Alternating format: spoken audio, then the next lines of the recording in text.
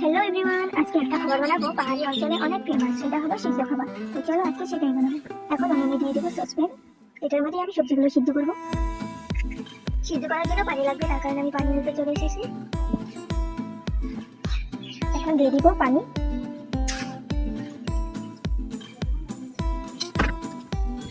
আজকে আমি এগুলো সবজি সিদ্ধ করবো, ডাঁটা পাতা, কুমড়ো শাক আর কুমড়ো শাকের ফুল, আর হলো কাঁচা লঙ্কা, বেগুন আর রসুন, এগুলি আজকে সিদ্ধ করবো। দিয়ে দিচ্ছি বেগুন, কাঁচা লঙ্কা, রসুন।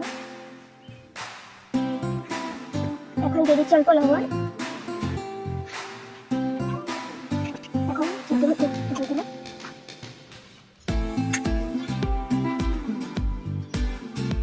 এগুলো আদা আদা সিদ্ধ হয়ে গেছে। এখন শাকগুলো দিয়ে দিব। দিয়ে দিচ্ছি কুমড়ো ফুল,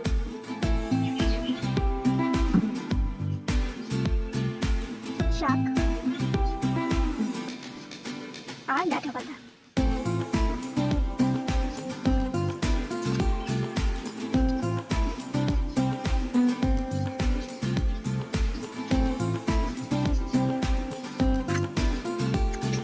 এখন সিদ্ধ হওয়ার জন্য আমরা ঢেকে দিব। এখন আমাদের মরিচ আলু রসুন সিদ্ধ হয়ে গেছে। এখন মরিচ আর রসুন নামিয়ে নেব। এখন মরিচ আর রসুন দিয়ে মরিচের ভর্তা বানাবো। এগুলো এখন ভর্তা বানিয়ে নিব।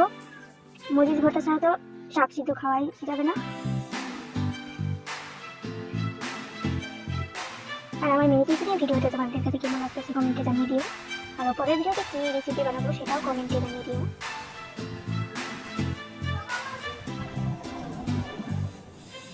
এখন দিয়ে দেবো সামান্য লবণ।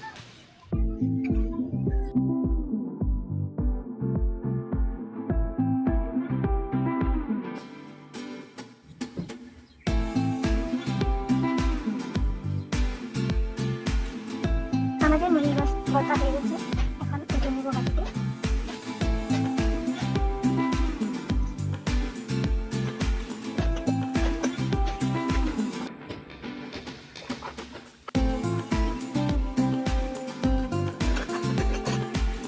আমাদের মরিচ ভর্তা হয়ে গেছে। এখন ওগুলো বলতে সিদ্ধ হয়ে গেছে, এখন নামিয়ে নেবো। আমাদের শাক সিদ্ধ হয়ে গেছে, এখন নামিয়ে নেবো।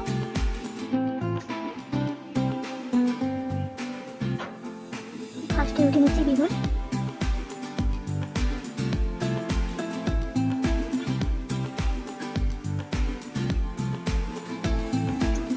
এখন ভাত দিয়ে খেয়ে দেখবো কেমন লাগে।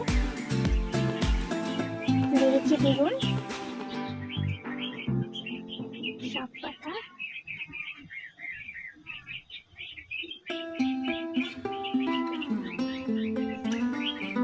যেটা ছাড়া খাওয়া যাবে না সেটা হলো মরিচ ভর্তা।